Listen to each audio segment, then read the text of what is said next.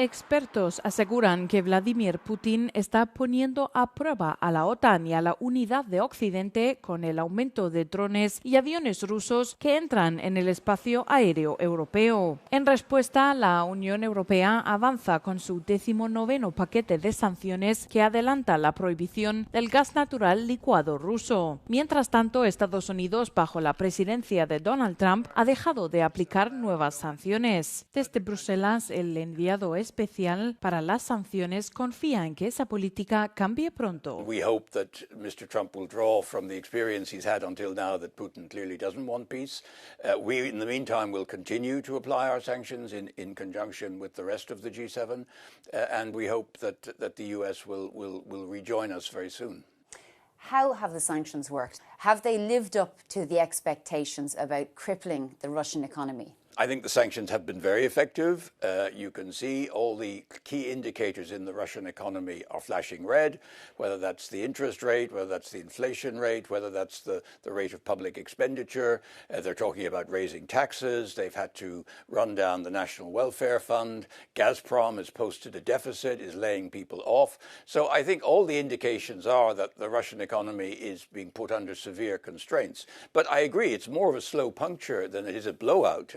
And we have to be willing to maintain the pressure for some time to come still if we're going to finally squeeze the ability of Russia to finance this awful war. What would you like Donald Trump to do, though, as part of this war? Obviously, we know that he's trying to create a trialogue with the United States, Zelensky and Putin, but Putin has refused to meet President Zelensky. The first piece is the military side, which is one of the reasons why we're working on the immobilized assets and the ability to give Ukraine more money with which to purchase weapons. And we would like to see the United States join in again in the kind of sanctions that we've been doing in the 17th and the 18th package and the 19th package. Just you mentioned the Russian frozen assets, which most of which are here in Belgium in Euroclear. The Commission and other countries who are supportive of this are at pains to say this is not confiscation.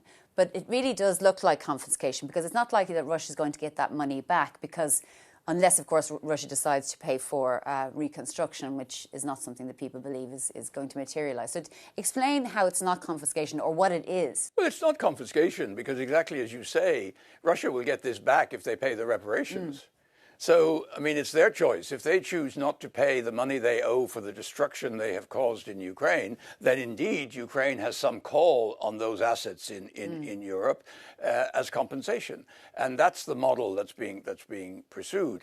Ukraine would get the benefit of a loan, but would have to repay that if Russia pays reparations. And with that repayment of the loan, Russia would get the money back. So what we are saying is we're holding them until we see how Russia is going to step up for its responsibilities and the undoubted debts that it owes for the reconstruction of Ukraine with the massive destruction, deliberate destruction of civilian infrastructure that we have seen. The money will always be there to give back if and when the Russians start to pay.